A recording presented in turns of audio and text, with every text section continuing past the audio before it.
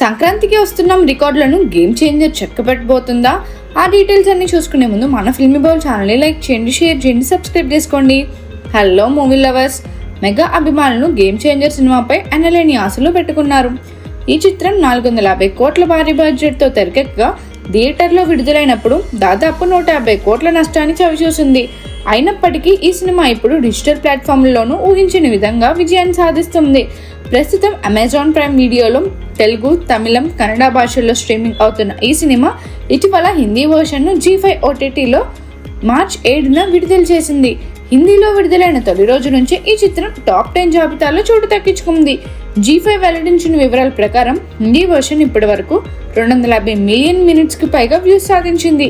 థియేటర్లో భారీ వైఫల్యం పొందినప్పటికీ OTTలో గేమ్ చేంజర్ అద్భుతమైన ఆదరణ పొందుతుంది. సంక్రాంతికి వస్తున్న రికార్డులను ఈ సినిమా సునాయాసంగా బద్దలు కొట్టేలా కనిపిస్తుంది. ఈ సినిమా విజయం OTT ప్లాట్ఫామ్ల శక్తిని, ప్రేక్షకులు మారుతున్న రుచులను తెలియజేస్తుంది. థియేటర్లో విజయం సాధించలేకపోయినా డిజిటల్ రంగంలో ఈ చిత్రం అభిమానులను ఆకట్టుకుంటూ కొత్త ఒరవడిని సృష్టిస్తుంది.